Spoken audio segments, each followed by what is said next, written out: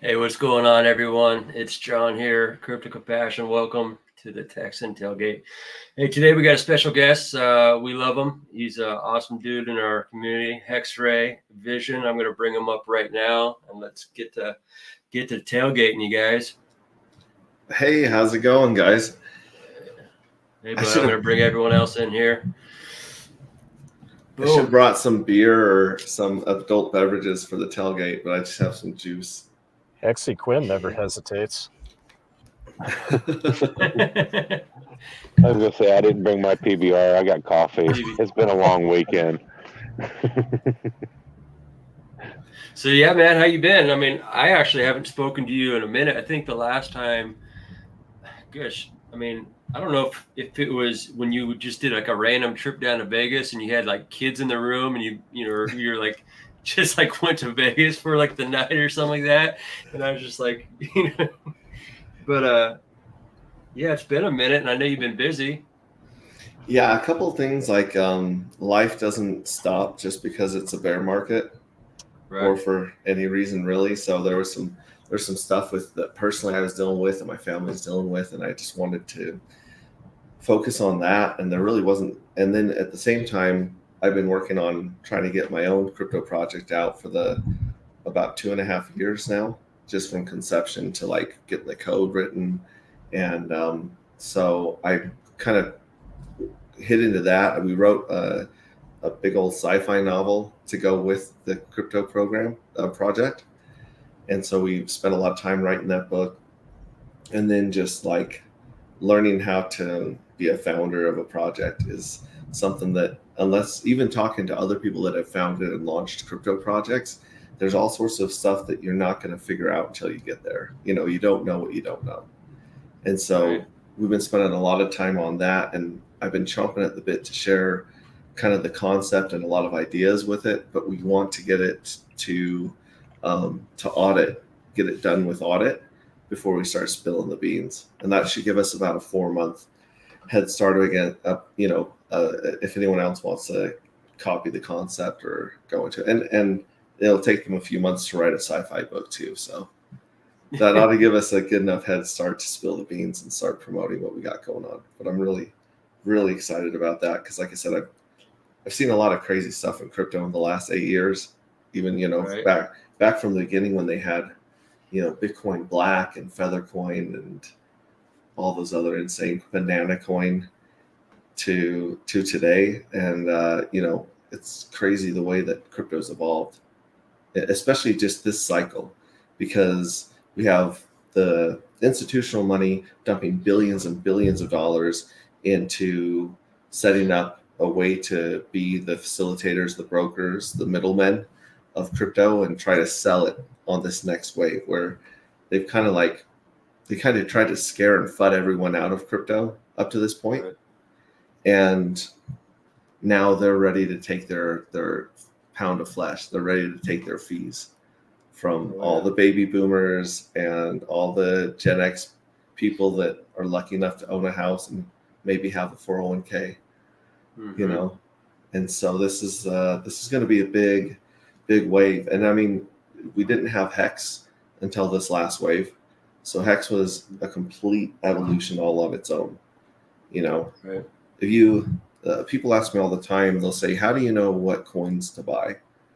Because there's 40,000, who knows how many coins. And I said, Right.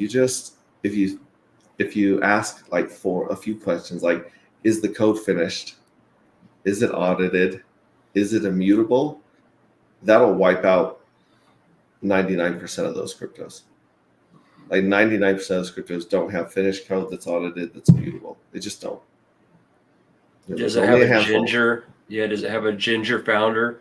Yeah, does it Yeah. have someone that's inciting riots and trying to get on government watch lists Totally. as they sit on their porch and yell at the neighbors? No, not Yeah. every coin has that, and that's that's part of what makes Texan and Hex very, very special. I mean, think Does about it have a twerking? Does it have a twerking founder? I mean, does it have a twerking founder? yeah. I mean, Well, I know Max will be twerking, and I know also Max. I think it's really cool. Can't wait for your project. Love sci-fi. Been reading it my whole life, and that you're taking, you're following the proper protocols like Rags and Crypto Heartbeat. When the project's done, then we're going to tell you about it. Yeah, Not in a couple of years. Yeah, we're not going to make announcements of announcements here. Sweet. Right? We're just going to tell you when it's ready to go, and you can join us if you think it's cool. And if you don't, we still like you. You're still friends. We still hang out, whether you like my project or not. I'm not going to get all butthurt if someone doesn't like my ideas. Yeah. Yeah, absolutely. Now, I'm. This is one of the things I was looking forward to, was when you started going back into your library, back to those early days, and you start drawing analogies and examples from what you're seeing today. It's been a crazy week for Hex. Green candles, everyone's friends and brothers again, and we're celebrating and starting to party in the streets. And when John said you were going to be on, it was like, oh man, going to just unleash HEXray. Well, it's been a very, very humbling year for all of us, I think. When we were at the euphoria of 50-cent Hex, I believed in my heart that we could decouple from the crypto market. I thought that we could actually, not get dragged down by the 4-year cycle of Bitcoin. And I was really, really, really wrong about that. We had the whole market just came down so quickly, even though we had the double top, which I think is more evidence of institutional money manipulating the game. Because I think there were a lot of people that lost, they missed out on selling the top. And so when they missed out on selling the top, that's when we got the redo, or we got the mulligan, if you will. Right? So we got that second top that kind of let a lot of the institutional players and bankers out of it. And then once they got out, it was free fall, baby, for most of the market. And then this whole year I've spent saying it can't go any lower. And then it went lower. And then I'd say, okay, it can't go any lower than this. And of course it did, and it did, and it did. And then when Pulse Chain launched, and there was that flood of coins, and everyone had been waiting 2 years to get their rent money back, because people were sacrificing their rent money and their food money, because people are crazy. And so 2 years later, they get any money in their hand. They don't have a choice but to sell it. The whales have a choice when and how they sell, and very patient people that have been through a couple of cycles, they usually will have the discipline to sell when it's the right time, or buy when it's the right time. But everyone else is just gambling. Everyone else is in the casino, blowing on the dice and kissing their lucky rabbit's foot every time that the roulette wheel spins. So, a lot of people weren't ready for. I wasn't ready. I didn't take nearly as much profit as I should have in 2021. Not at all, because I just thought, man, we're this is liftoff. And as soon as and at that point, we also thought that Pulse Chain was going to come out in 2 months. And I made that silly challenge of growing that beard, which looked like a cat hanging from my face, for like 2 years. And people just thought that was my style. Like I was just going to do a 80s grunge rock cover band or something. Like it was, people would like come up and like offer me change on the street when I had that. I was just going to say the whole homeless look. Max, you may have started a trend though. The dad beard is very much in now. Yeah, you need to get it back. You could almost like put it to the side and use it as a pillow. When I traveled, it was out of control. It took way too much time and effort to clean and maintain.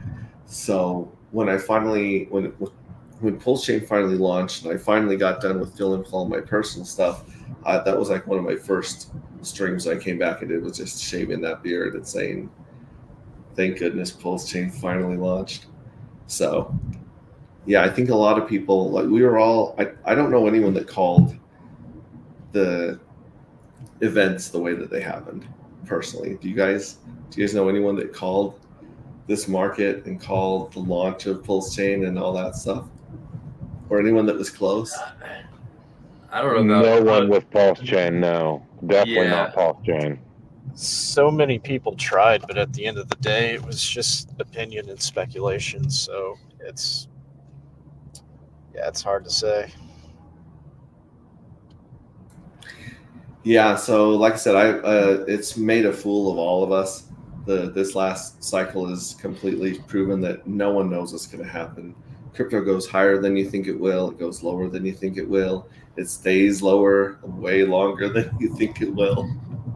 And you just gotta ride the wave. And a lot of people that are still working and still grinding on their day jobs and their professions and their a lot of entrepreneurs that we have in the community, they've been handling this market really well.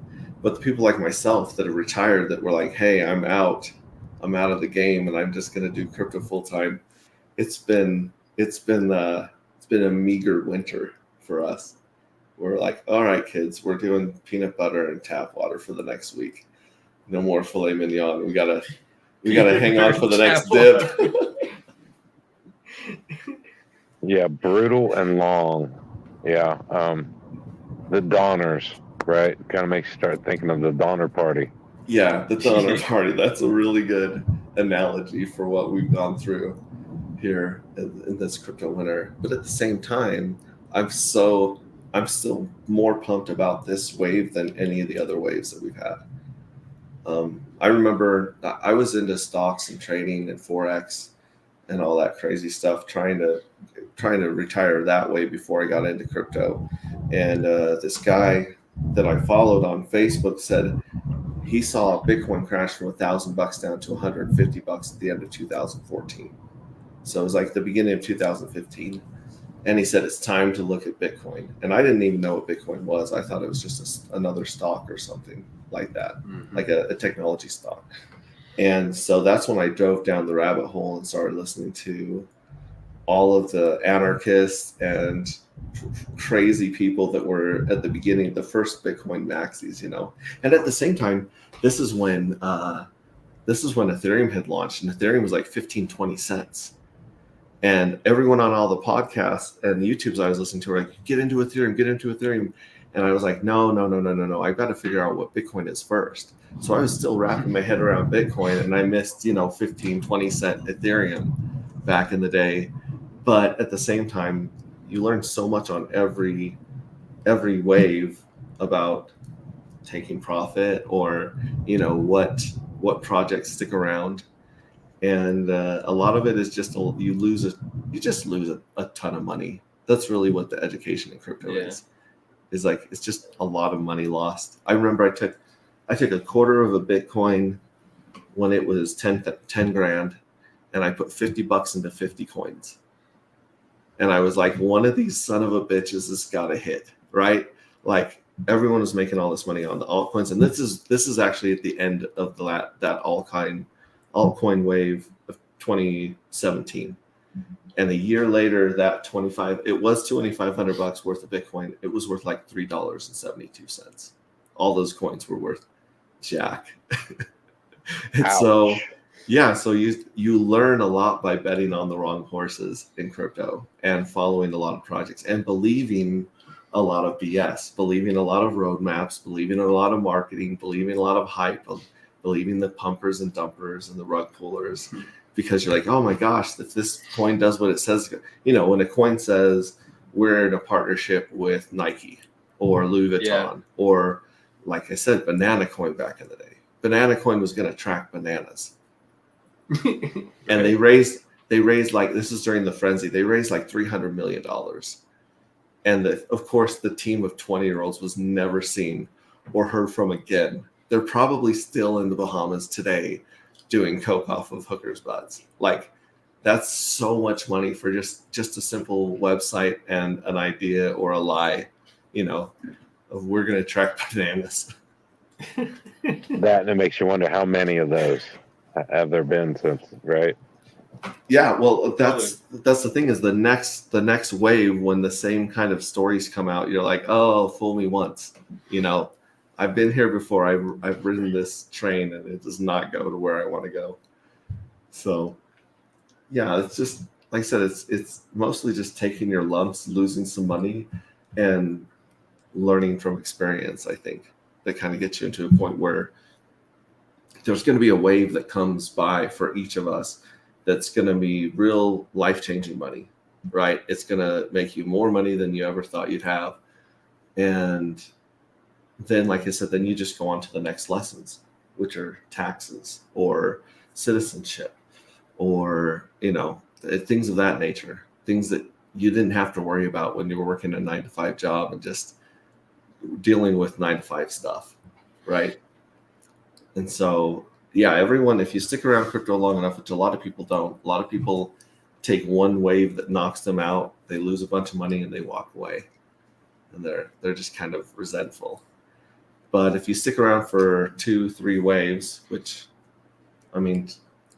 12 years or whatever it is, then you kind of get the hang of things. It's like surfing in the ocean, right? You take enough waves and you can like kind of feel what's going on underneath the current. And right now, I'm feeling like we're really close to the bottom. If we're not at the bottom, we're close enough to the bottom to touch it. Yeah, That on that sounds note, good from someone we've been who's seeing- developed the muscle memory. Sorry, John. Go ahead, man. No, you're all good. I was just going to say on that note, we've seen in the pulse chain community a little bit more of a bounce back in the last week or two now. I think you kind of get that feeling that you're starting to see some green. Hexes on EHEX has been pumping. Yeah, it's kind of like turbulence when you're like in an airplane and it starts to shake. That's kind of what the market seems to do when it finally hits the bottom. Is it just gets a little noisy and a little more volatile than normal before it does that crazy kick up. And if you don't know what price you want to sell your coins at right now, then you're not going to figure it out during the euphoria.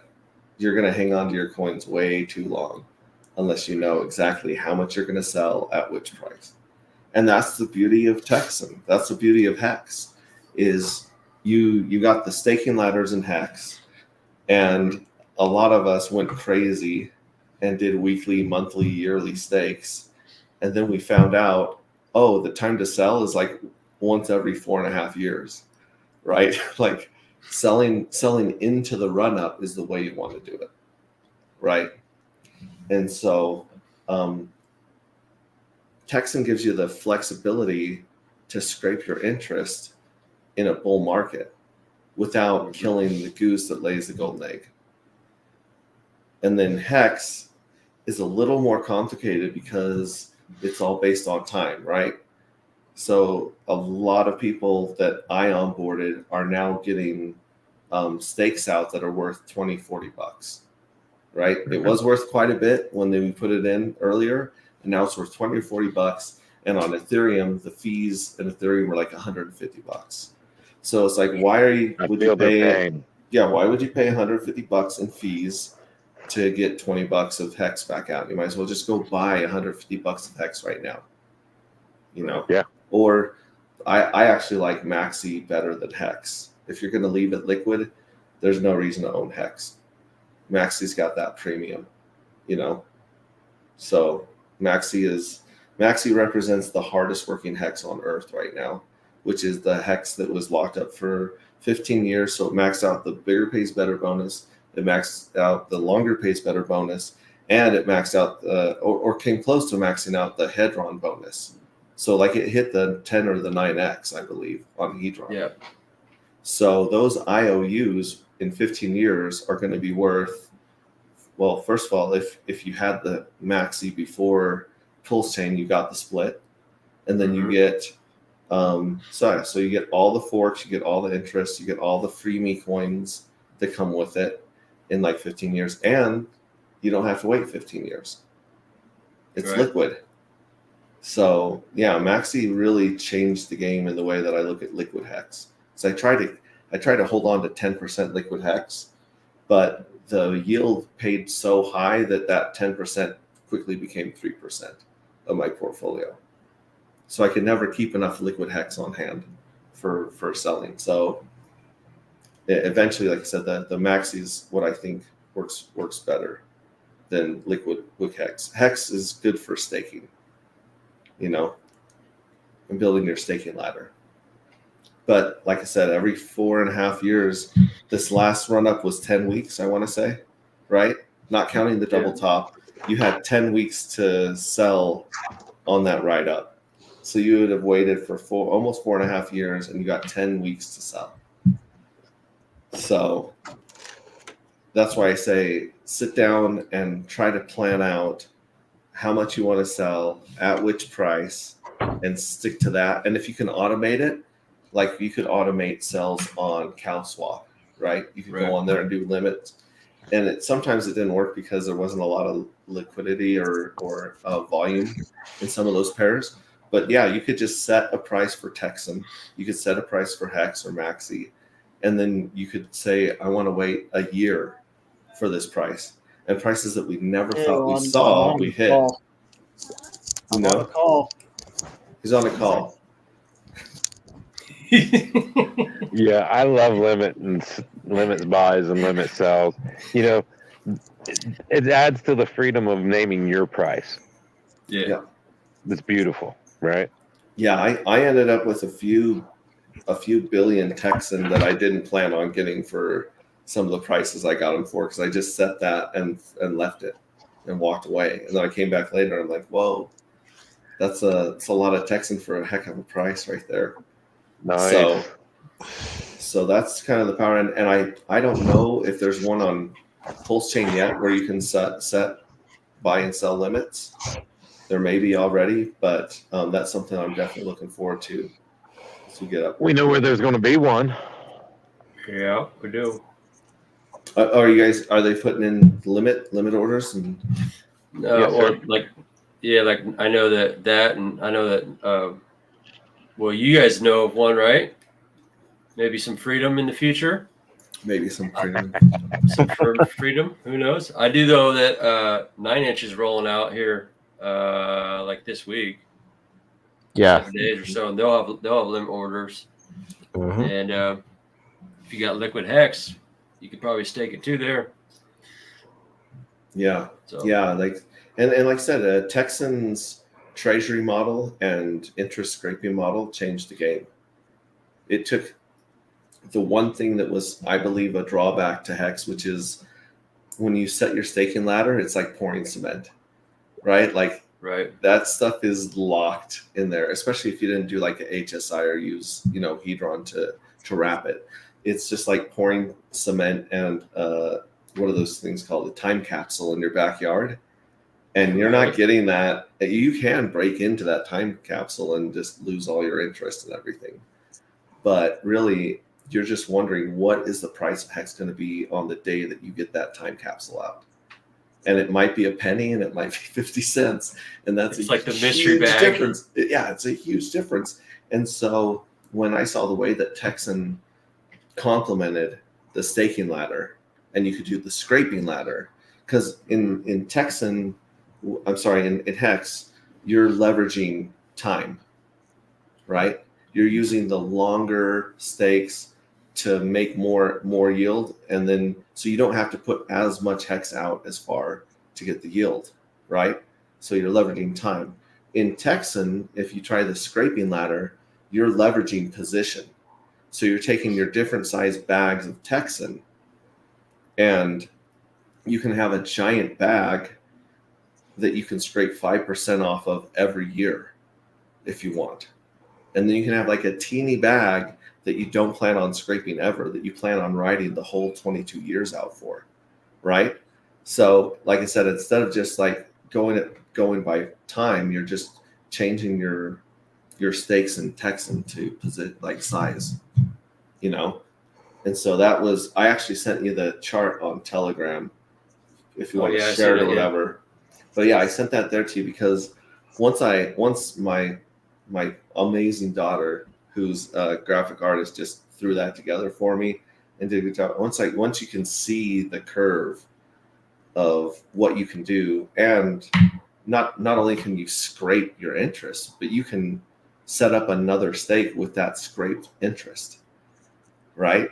So it becomes perpetual at some point where it outgrows your ability to sell depending on the market, right? And if you're in the bull run, you can go and scrape all of your stakes during the bull run. If you're like, man, this price is crazy, and I promised I would scrape at this price, you can go scrape all those at that price. And it's like a stalk of bamboo. It's just going to start growing the next year. And granted, it starts back at 5% instead of, shoot, what's the last one? Let me see where let me pull this up right here. On year 22, you get 236%. Like shabby. Shabby. Like, who gets 236% of anything ever? I mean, let me take this back. Okay, if you're a senator or a congressman, you do see those returns in the stock market because you get to do stuff that no one else gets to do, right? But for the average person, for someone that's killing it in real estate or something like that, those returns are just absurd. They're ridiculous. Yeah, so like year 22 is 236%. And so, the longer you can, if you can like wait until year 7 to start scraping, you're basically getting about 124% of your bag every year. Does that make sense? Yep. So you're doubling your bag every year if you can make this scraping ladder, and just let it mature and just start harvesting one a year, or waiting for the bull market, whatever works for you. The other thing that made TEXAN really revolutionary was the treasury model. So in HEX, unfortunately, we've seen a lot of these whales do the short-term stakes, bloat the supply of HEX, and they don't care what the price of HEX is. If you're getting 20 or 30 million HEX a month off of interest alone, you're just gonna dump it no matter what. And so, unfortunately, what I think we've seen is the OA. I may be speaking out of school because I'm not like Silver the Antidote or someone that does the analytics of what every account is doing. But it seems like the OA, every time someone comes in, a bad actor comes in and takes advantage of the system, the OA kind of does the same thing to mitigate that harm. Only the OA is obviously not dumping, but the supply is still bloating. And here you have, TEXAN, which is a fixed supply of, I want to say 100 trillion. Is that correct? It's been a while since I've streamed. Yeah, total supply is 100 trillion, and 97 is what's locked in the contract.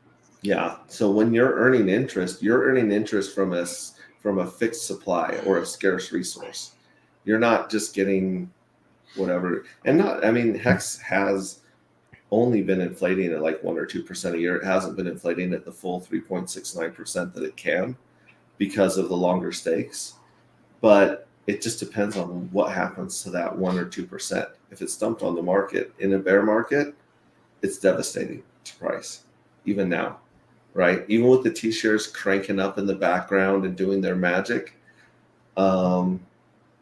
it still sucks. It still sucks for all of us that, need to sell a little bit here and there to keep going, or just want to take our money back off the table and play with house money, right? Right.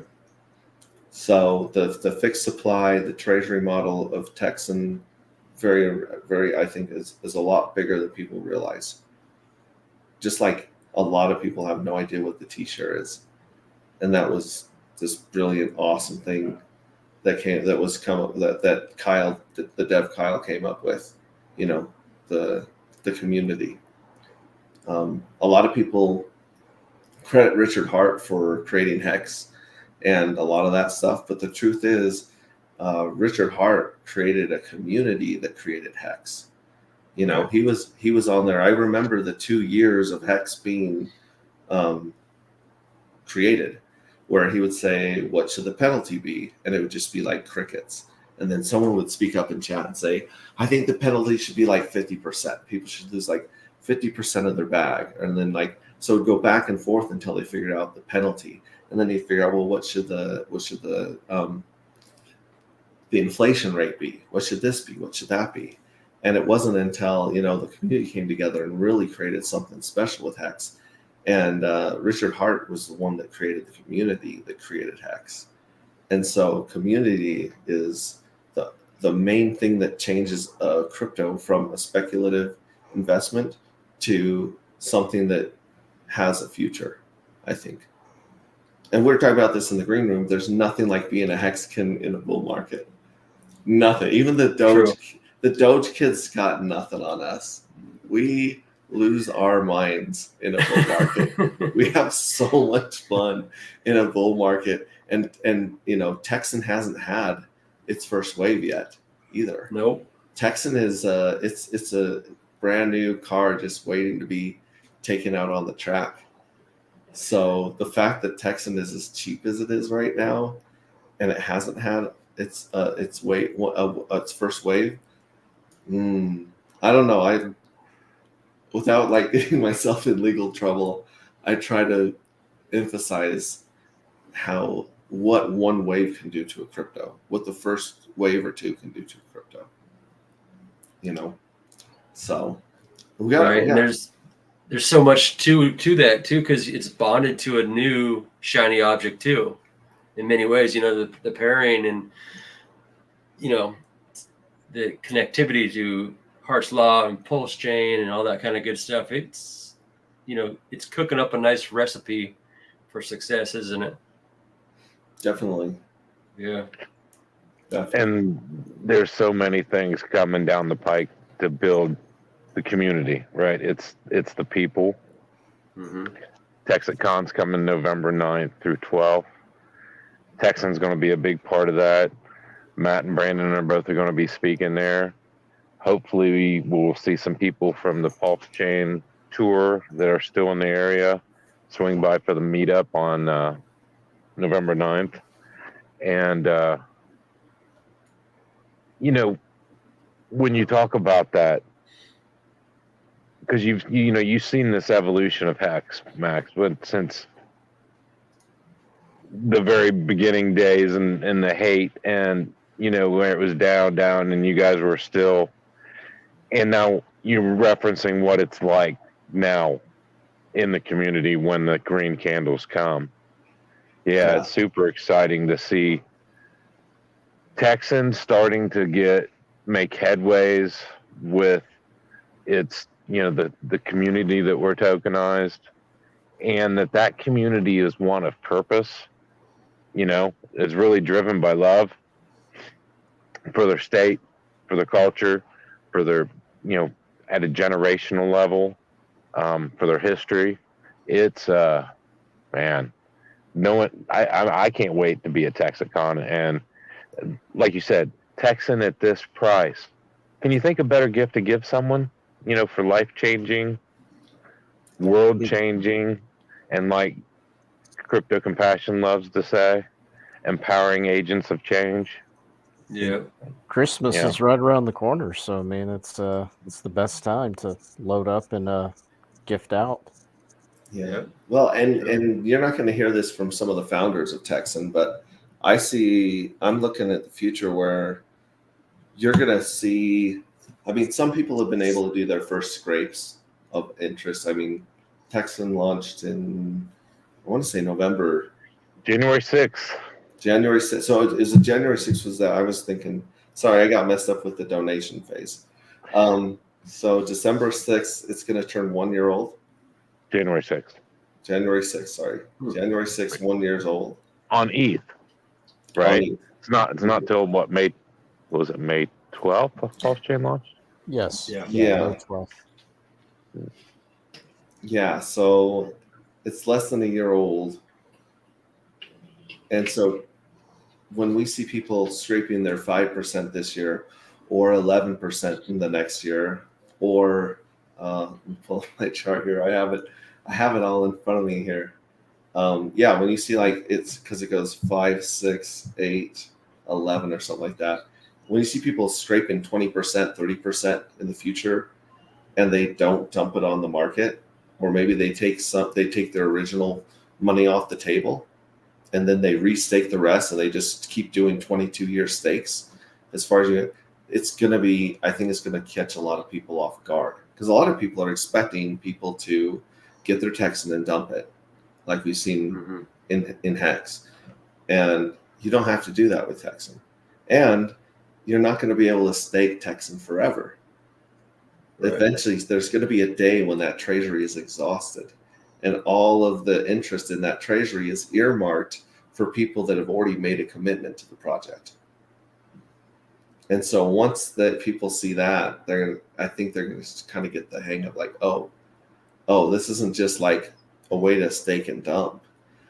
This is a way. This is a way to build a perpetual machine of wealth.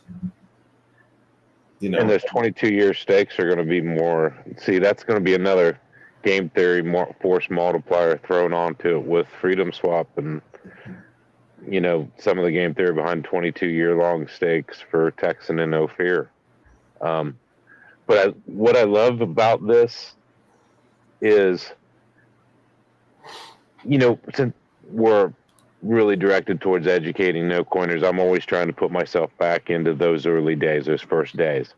And when you were talking about hex stakes and the cement, well, it's not just cement. With me anyway, there's theories that influencers have that might strike us and get, right. And some of those theories turn out to be really bad ideas, and I've got one of those hex staking ladders, right, that is full of a lot of really bad ideas. And that was like, the light bulb that went off with Texan. It's like, oh, it saves me from being stupid.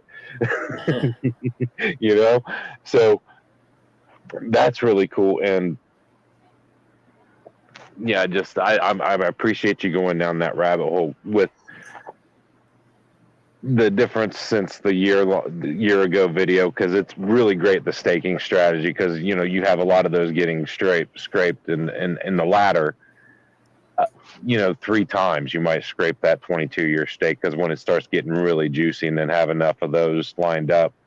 Now here's the question, with it being with this coming out, and now, like, say you didn't mean to become a Texan whale so as much as you did, but you ended up doing.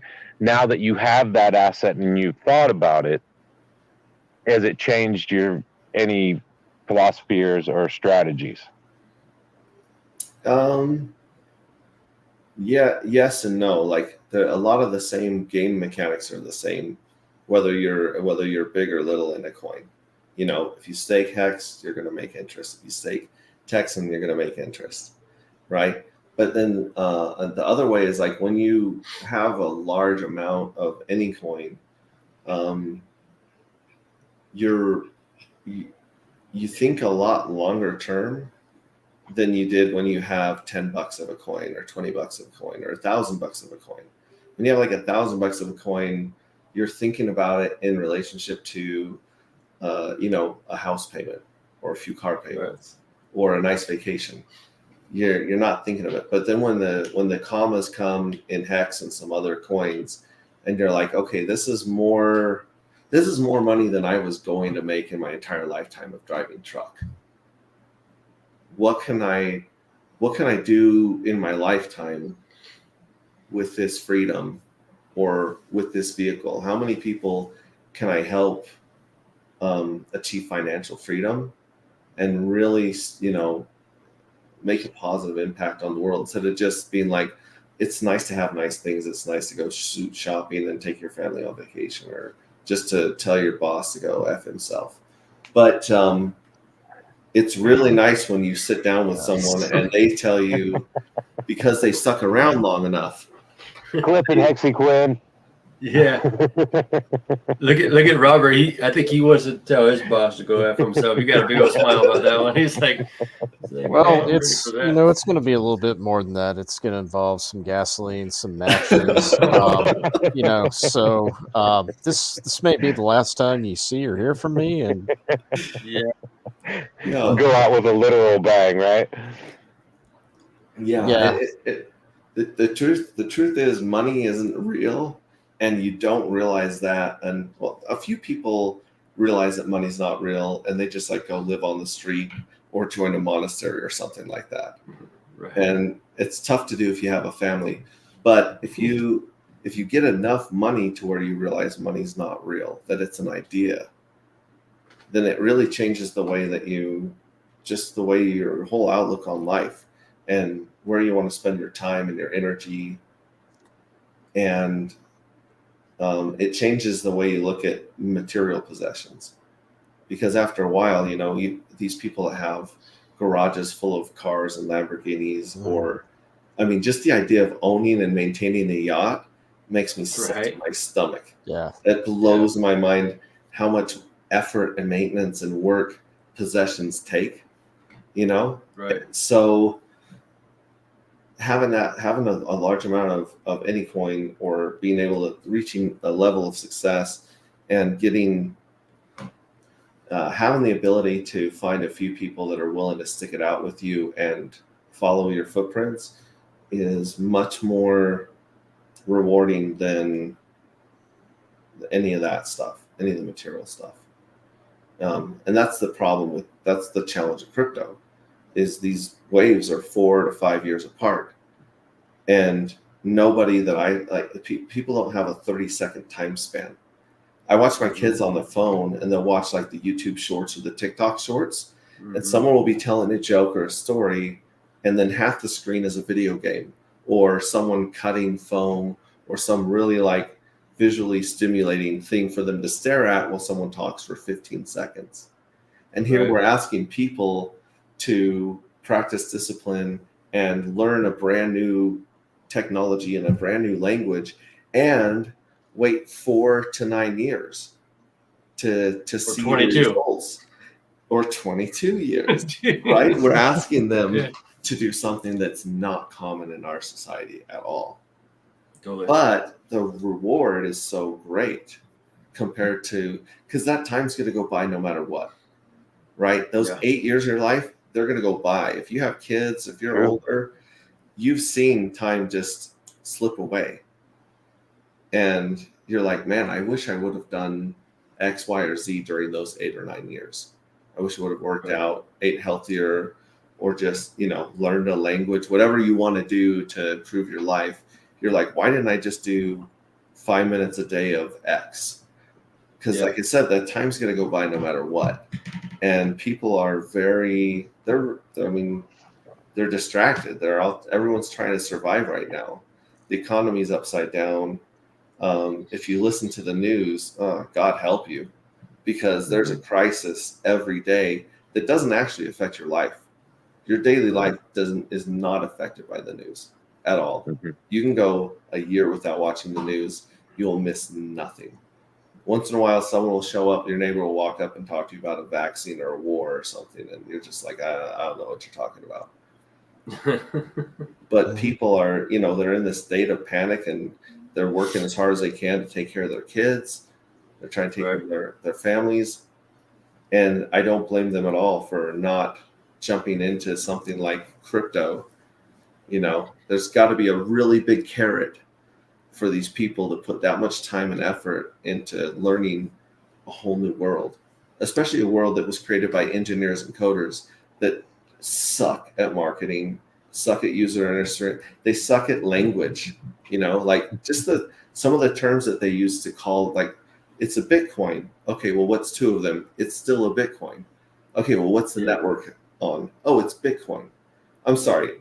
It sounds to me like you just said 3 words for 3 different, or the same word for 3 different things, because engineers and coders are not people, right? Like, there's a reason that they're like in a room with a computer all day. So that's how they relate to the world. And so, there's so much user experience and ease of use that's got to come into this. And so even though the institutional guys are evil, people and want to be middlemen and control you and take your money, they're still the ones that are going to invest in an app that's easy for grandma to use. They're going to make it easy for grandma to buy Ethereum and Bitcoin on her phone, on a Robinhood app, or with her 401k or whatever she's doing. Yeah. Because they want that, they're incentivized by the fees enough to fix it.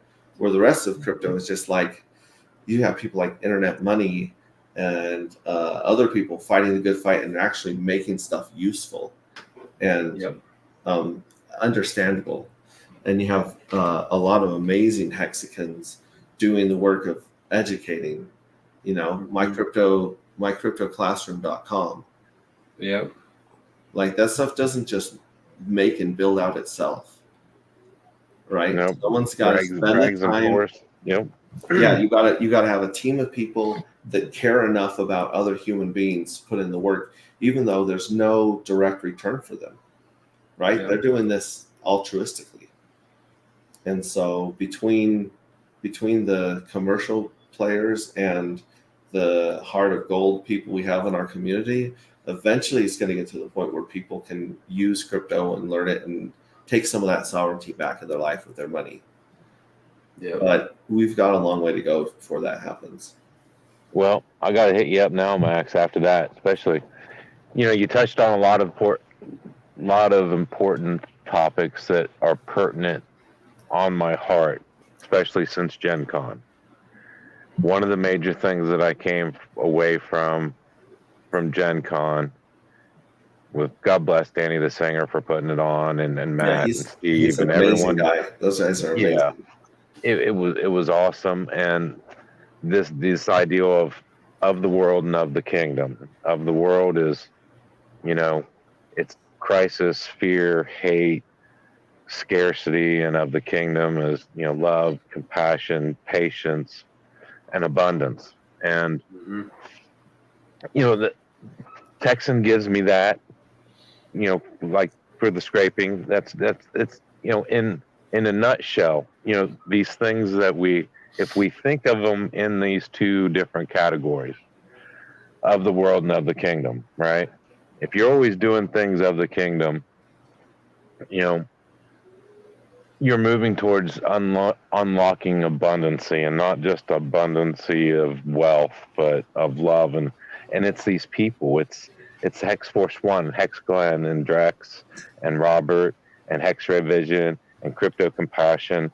That's this intangible value that we really don't know or couldn't even imagine till we got here, and then gave of ourselves. And the more we give of ourselves, the more that this community gives back. It's just like the natural law of God, right?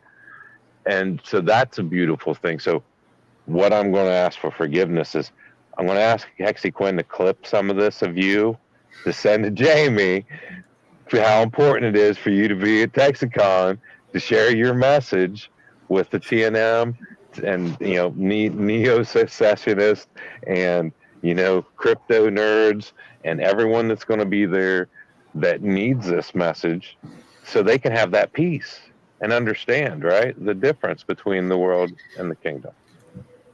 Yeah, and appreciate those kind words and also the threats. But this is a special time. Like, if you've been in the bottom of a bear market before, then you've like tasted that despair, and you've tasted that what's the word, like not exhaustion but discouragement, where you're like, man, this. And every time people say the same thing, Bitcoin's dead, crypto's dead, it's never coming back, that we're never going to see another wave, and then we do, because it's mad. And then Jen Kramer says it's dead, and we get to make memes and party. Yeah. It's whatever Jim says, do the opposite. That's always been really race. Or you hear people say that this is going to be the last bull run or the last true bull run, and it's like, no, people are going to continue to keep buying and selling. And at the end of the day, everybody, we're all striving. We want our time back because, fiat cash money is just, it's a proxy for our labor. It's a unit that represents our time. But the thing is, if you don't find a way to earn passive income while you're sleeping or to make money while you're sleeping, then we're going to spend the rest of our lives working. And there's got to be more to life than just working, paying bills, and then you're dead. And Mhm. there's so much good that we could be doing in the world if we weren't giving our time away to these corporations, these non-living fictional entities that really, at the end of the day, they don't have our best interests at heart. They never did. So we're all in one form or fashion slaves on a giant tax farm. And you have Mhm. people that are wanting to like take control of their, financial destiny. And when you look back at like I think it was the French Revolution where people just decided, you know what? We're tired of the serf system. We are not going to live under this monarchy rule anymore. And it's like we have to get some kind of value out of life because we're on a limited, it's a short trip. So Yeah. we have to value and prioritize the things that really matter, which is our family, our friends, our community, and what the good that we want to see in the world. Definitely. Amen. Yeah, I couldn't have put it better. That's beautiful. Robert has a tendency of doing that. He just mic dropped it. You know what I mean? Just comes in with some fire. All I'm right, bud. I'm quiet, but when I get ready to speak, it means I'm getting ready to place a very precise shot. There you go. So Targeted. Speaking of which, as far as hey, I haven't hollered out the everyone in chat. So Drix, what's up? Facing Reality, Clintrons, Mobius. I seen Rags up in here earlier. Everyone, thanks for stopping in. Wanted to ask you, man, what are you looking forward to in Pulse Chain here in the next like month? You know what I mean? Like, because things have been kind of getting green candle-ish, you know what I mean? And there's a lot of new projects that are getting ready to launch on the chain. I mean, what are you getting kind of pumped about? I'm a big fan of Coast. Okay. Coast OX 0x Yeah. Coast. Right. I ran into some problems with Coinbase where Coinbase basically wanted me to tell them like everything in my life in order to Yeah. continue to keep moving money through there. And so OX Coast came around at just the right time, and it's moving money in and out of Pulse Chain, so you don't even have to bridge it. So OX Coast is where I've been sending people instead of Bitcoin. I mean, you can do same Bitcoin's here. sorry, Coinbase. Coinbase is still good to have. It's always good to have more than one option, but 0x Coast is legit. I've really had a good experience with them, and it's just straight from your account into crypto, and then you burn the crypto and it's back in your account. And right now, the weight, I believe it's the weight token that you buy and you lock up. So if you Mhm. buy and lock up so much of the weight token, it brings your fees from 4% down to 1%. And the last time I went on there, I think the weight token was just like $197. It's even lower now to buy that chunk of weight token and lock it up. And Right. so that's not a bad fee at all. No, no, and that's what I've been using as of recently. I think onboarding took about 2 weeks, but I was just getting tired of going through centralized exchange, buying Ethereum, going through the bridge. I was like, there's got to be a better way. I just want to get money directly onto Pulse Chain because Ethereum, I don't have too much interest in these days. But it's like, I started off with Kraken, then I had a Coinbase, then I had a trust token, then it's like, okay, well, Coast were the only ones that stepped up and wanted to make this service possible. So shout out to Stoic and Resolute Rhino for coming out with that. And they are always super helpful. And anytime I've ever ran into issues, I've always gotten them resolved and they pushed it through very quickly. Yeah, Yeah, so that's the one that's already out that I'm excited about. And then of course Liquid Loans, Mintra, Yeah. and Internet Money Wallet keeps getting better, Right. right? Mm-hmm. And then Power City, they've kind of overwhelmed me with their roadmap. Just But like if everything. but anything that they've been talking about is going to be great when it comes out. And then of course, Yeah.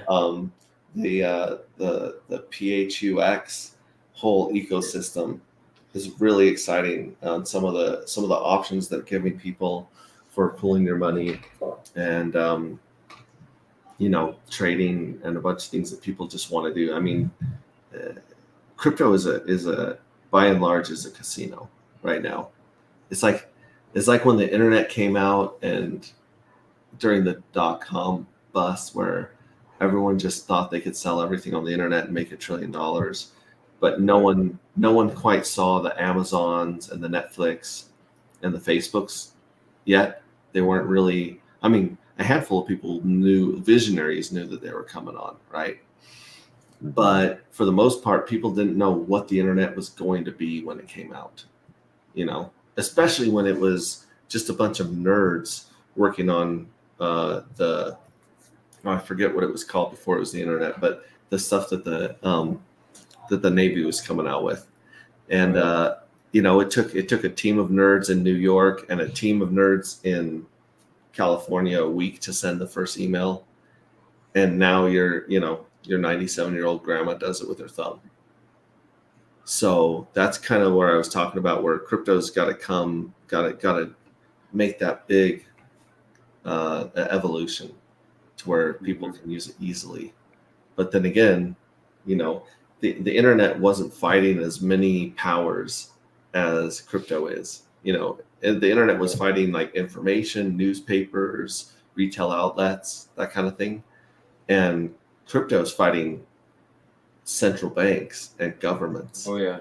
And really it's fighting a paradigm, right? There's all these paradigms people have about who has the authority to issue money, what is money. And it's got a lot more against it, a lot more, a headwind coming towards it than the internet did. It's because legacy systems, they're afraid and they are feeling threatened. And the thing is as we start to, transition, like your baby boomers, generation starts to, dwindle, get smaller in numbers, more and more people are moving away from, old school, stocks, bonds, gold, silver. Well, there's people that still like gold, silver, but I mean, yeah, it's a battle right now to make sure that their doors still stay open, and that's what they're trying to figure out. Yeah. When yeah, it gets to that press button, like we can with our phones, just a finger, you press a button. I can't wait till it gets there because this is such a challenge with no coiners and the ones that are basic generation. There's a lot of boomers, a lot of Gen Xers, not real tech savvy. So it's, back in those, it needs to be a lot more simple. Robert, when we had that conversation before you got in the coast, what was it, 7 steps or 6 steps? I would have to go back and look at my notes, but there was, one day I said, you know what are all the steps involved to get money from the real world onto the Pulse chain? And I took a look at all the steps, and I can't remember if it was like 7 or 8.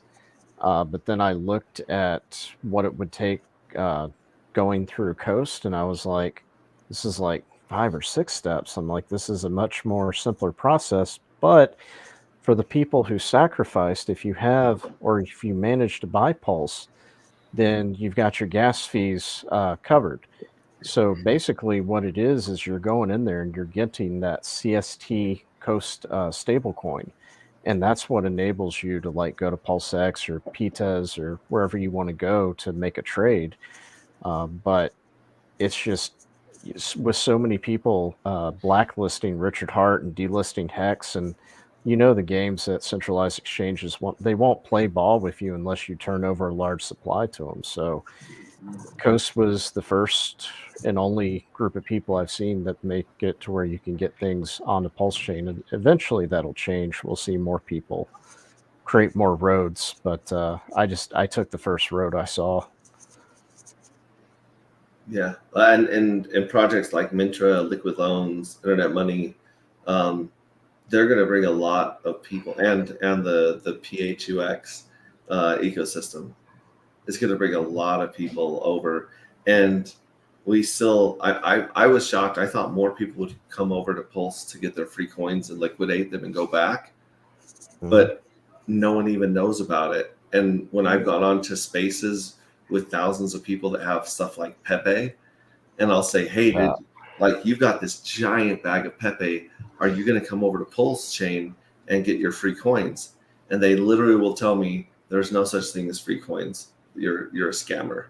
They'll kick me off. You're a scammer. No, they will, because they think I'm just trying to like sucker them into something, and I'm not. I'm like, if nothing else, come over and be a liquidity provider with your bag of coins, right? Just farm it, just send it out to work.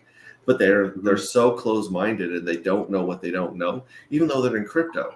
I mean, how many people in crypto understand what a WhatsApp is? Yeah, I mean, obviously, maybe 1%. No, less than 1% of people in crypto know what a WhatsApp is, I would say. A lot of them keep calling Pulse Chain the Ponzi chain, and honestly, it's gonna take ridiculously super high gas fees on Ethereum for people. It's gonna have to become unusable, which I foresee it getting super expensive, especially during the bull run, and that is going to force people to be like, hey, maybe we need to, kind of like stop what we're doing and take a look and see what's going on over here.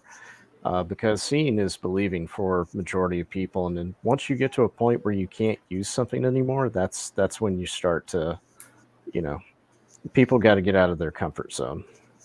Yeah. Well, even now, when I talk to people, I'll have them fake and early end a stake, right? We'll hit end stake, we'll hit okay, blah blah blah. We'll just get to the screen that shows the fees on Ethereum. And so it'll be like, anywhere from $20 on a good day to $300, depending on how long the stake is, what's going on. And then we'll go over to Pulse Chain, and it'll be like, it's 1,000 Pulse. And they're like, well, how much is that? And I'm like, I don't know, but it's very, very, it's like cents. It's like pennies, yeah. And it's the same stake. It's the same function. Mm-hmm. And here it is. And that's before stuff gets crazy. There was a website you could go to with your wallet address, and it would go back and it would add up all of the fees that you paid.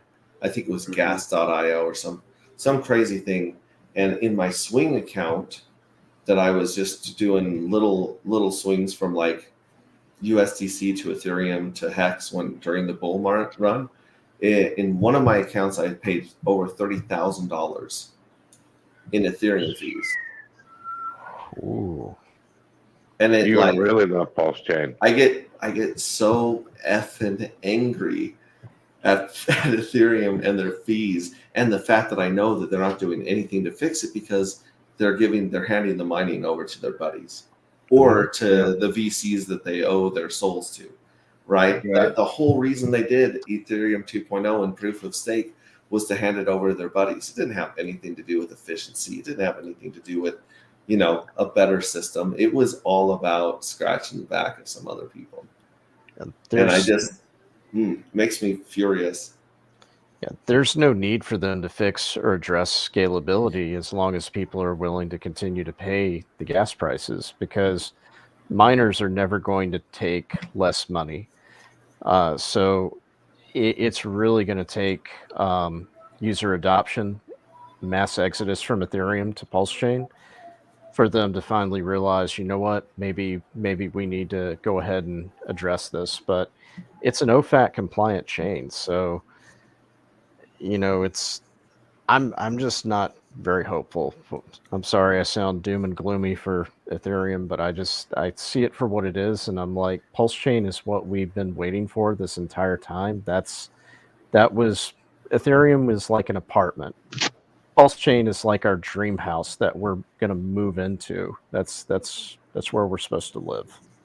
Can You you know, explain to Robert, me? Oh, go ahead. I was just going to say, Matt said something on, I think, Thursday, about Bitcoin being laid at the altar of decentralization. And I think it's very possible Ethereum is going the same way. Like you say, it's OFAC. It was the number two. It's got these VCs. Most of them are tied into the establishment in one way or the other. They're not of us.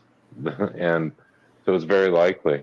Now, whether they'll let it be so greedy they let it crash without addressing it, very likely because they're of the establishment. I really think that it would be in their motivations. To deter adoption because they're so scared of what the potential digital assets and cryptocurrencies has for the freedom and sovereignty of the individual. Mm-hmm. We'll see. Can you guys explain to me what OFAC compliant means? I've heard it, but I don't even know what it means. I think it stands for official foreign. I forget the full abbreviation for it, but it's basically an international set of standards and guidelines where only certain cryptos are allowed. And if you're using or transacting with a crypto that's not on their approved list, your wallet address is now blacklisted, which means that it can no longer be used in centralized exchanges. Basically, it's I don't know if you've ever heard of the ISO 2022 compliance. It's along those same lines where it's basically the powers that self-proclaimed powers that be do not want a free market to exist. So it's basically their way of, trying to buy up everything, FUD everybody out, with all the nonsense and distractions that are going on. So the thing is, when people sell and dump, it's more for them and they don't want to share. So basically it's a way to say this is what you're allowed to buy and transact. This is on our approved list because we control it. Now, Mm-hmm. how far that's going to go, I don't know. But anytime the free market is allowed to come together of their own free will, you can see some really amazing things happen and get built. But whenever you start to introduce, governments control, trying to regulate everything, everything goes to shit. And every time government gets involved with anything, it goes to shit. So we don't have true capitalism. It is crony capitalism. So the attack on DeFi is really just to destroy and kill the free market because these people want to keep us at a certain level. It's basically like a game of King of the Mountain. In order for me to stay at the top of the mountain, I have to keep everybody else down. Yep, it's them pushing the scale to F around and find out with us. It's where this KYC with Uniswap and all that is all coming from. And it's another reason why we need to TEXAN. Oh yeah. They've gone more than plenty far enough for me. Well, thank you very much for breaking that down, Robert. Yeah. I appreciate that. I mean, there's a lot of things that a lot of acronyms or words that we throw around because we've been around for so long, like proof of stake, and like people that are listening in and trying to learn for the first time, it might as well just be another language, right? Oh yeah. It is. Well, my way of fighting back and pushing back on all these is proof of basement. So Proof of basement, yeah. proof of basement, POB. Yeah, X-Ray, if you didn't notice,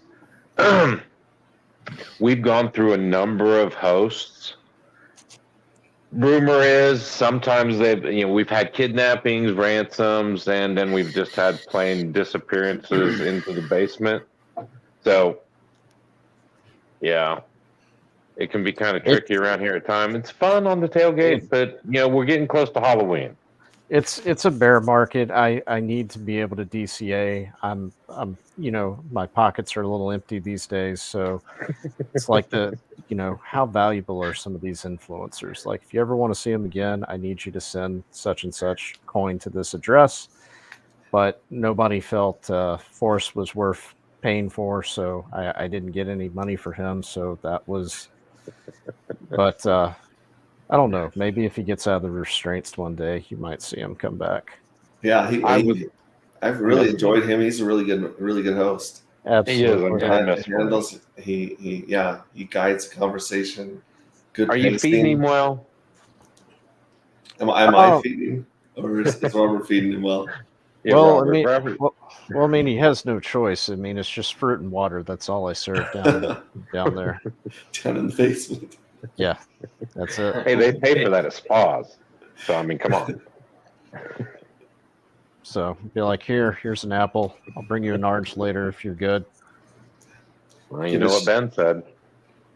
What did Ben say? Apple a day will keep the doctor away. There we go. Yeah. Hey, it's good to see Hex Glenn. It's good to see Mobius. It's good to see Drick. Drick said he's going to donate for a water filter for my tap water. That's love right there. That's true.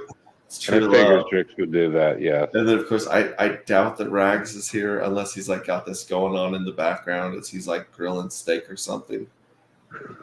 But it's good to see that he at least dropped in and dropped us in. Cool. Yeah, man. Last night, I don't know if you caught it. If anyone that missed Rag's Spaces last night, it was fire. Daniel Miller came on, so there was a lot of good TNM, TEXAN, geopolitical talk. Rags had this first time I ever seen this woman. Her handle was Frantic Missy. Ended up being his co-host, and her and Trap Gravity were cutting it up. It was a blast. And it was worth watching the replay. It was good stuff. Did you guys ever watch the one with Trap Gravity and Rags and oh my gosh, it was the other one? It was Trap Gravity and Thoth's Child. It was the wildest, craziest. It was like watching cats on fire with guns. It was so. I was at a festival, and everyone is outside, like running around, dancing and checking out art and doing fun stuff. And I'm in the trailer, watching this crazy car wreck of a stream with Rags, Trap Gravity, and Thoth's Child. If you guys go back and watch that, it'll make your brain melt a little bit. And it's hilarious. I'm pretty sure they referenced it last night because we almost had fireworks a couple few times. It was really close. Yeah. Could have been nuclear at times. Trap was, I think, looking for the red button. He never quite found it. I mean, that was good stuff. Yeah. Good times. Yeah, Doss was a guest on the tailgate. It was good. That was Doss is always a trip. Mm-hmm. Well, we've been going for a minute, y'all. I think we're about maybe Robert. You think we're at a record? And I think it's super cool with HEXrayVision holding the record as the longest stream. It's all just I'm just ranting. I appreciate you guys just listening to me rant. Like dude, it's an honor. It really is, and it's wonderful hearing you. I'm going to be seeing you in November. I think I'm going to get to hear some more. Yeah. Hey, I might go to Texas. Here I'm up in Oregon. I'm thinking, like I was telling David, I think I might be going down to that. I was thinking about going to the one the post chain tour in Austin because I love Austin, but I think I will go to I'm going to try to go to that TexAN. You need to take that maybe and I think out of that sentence, sir. Well, I don't like to use the word can't, so how can I? It'll probably end up. I can. Yeah, I will. Yeah, I'm a believer. When we went down and did the Texan tour last October in our RV, me and Rags and Heartbeat, and Dave was down there for a lot of it too. I don't think you missed any cities, did you? I think you might have missed like one or two. I did. I missed a couple. I threw my back out, Mhm. and I was laid up for a couple days. I just kind of just went, no, I can't. Yeah, But yeah, hanging out with the Texans is a blast. Like if you can get there, you're not gonna regret going and hanging out with Texans and Hexicans Right. and just the craziness that pursues so much passion and excitement in the community. It's great, and there's a lot of people coming there to learn. Like at they're the trying to figure biggest, stuff out. the largest convention, freedom convention in North America. Is Texicon Yeah, that's history. You got to be part of history. out of history, baby? Oh, Maybe. HEXray. I just now remembered. I think it stands for Office of Foreign Asset Compliance. I think US that's what. Treasury. Yeah. Boom. Yeah, Yeah. I just now Yeah. remembered. I'm like, yeah, that's the what the abbreviation stands for. Even that title sounds so Orwellian and evil, right It there. does. It's double speak and bureaucratic speak all mixed up to That's like- bend you over. It's like being called the group of guys that are definitely not going to come kidnap your kids, but still drive white vans slowly. It's like I don't trust you guys at all based on your title alone. Right. I just think of what Charlton Heston would say, from my cold dead hands. Come and if you want it that bad, come and take it. Come and take it. Come, Yeah. all I need you to do is kick the door in and come inside. Oh, and he meant it too, right? Yes. He was a paratrooper in the Second World War. A lot of people forget that. In the Yeah. Pacific, that's We've a been- weird one too. I grew up with Heston. He's the best I remember of the. I feel like he was the best president the NRA ever had. Yes. Yeah. We've been Good time. been hunting deer here in Utah. It's the deer hunting season where they actually let school out. It's such a big deal. They call it harvest holiday, but it has nothing to do with the farms. It has to do with the deer hunt. And my wife's got a tag. I don't got a tag. And so we'll drive around, and part of me is like, oh, yeah, I'm waiting for a big buck to come out for her to drop it. But I don't want her to get a big buck because that's when the work starts, right? That's when I got to get out, Mhm. got it, and drag it, hang it, skin it. And it's I don't know. It's smelly. it's delicious meat. It's amazing It is. meat. And I want her. I love for her to be successful in her hunt, but I'm just getting so old. My back hurts. Yeah. It's not a pleasant thing gutting a deer, but You start a new Speaking- rule, you speaking kill of- it, you clean it.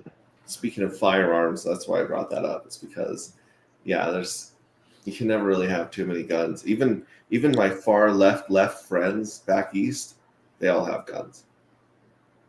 So it's just one of those things. It's like I think in our nature is to master tools like that. Well, in the West, you guys got critters that'll eat you, right? Right. Yeah, there's a couple dangerous things out here that'll mess you up.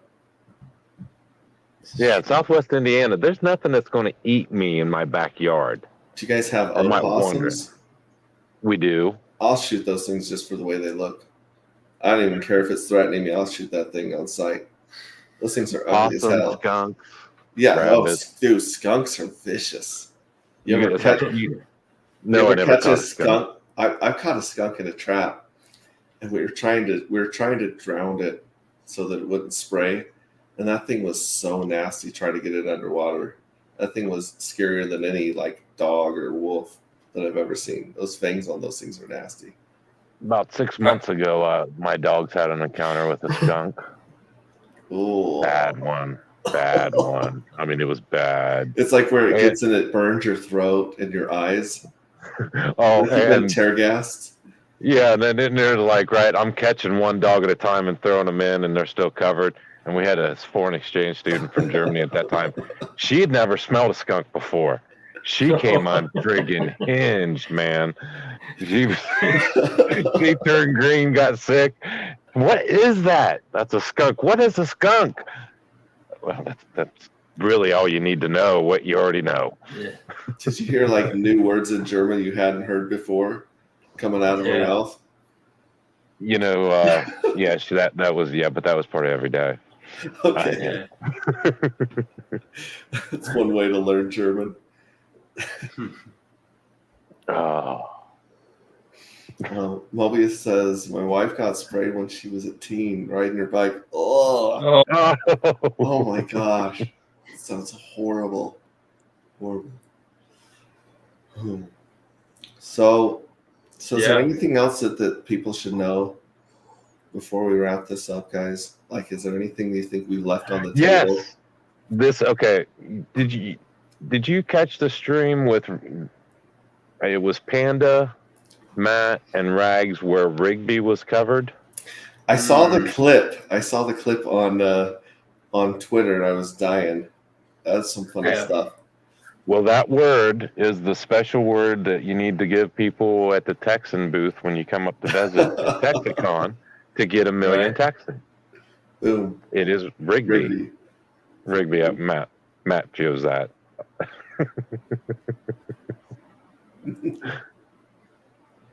So yeah, good stuff. So yeah, another reason to be at TexaCon, Max.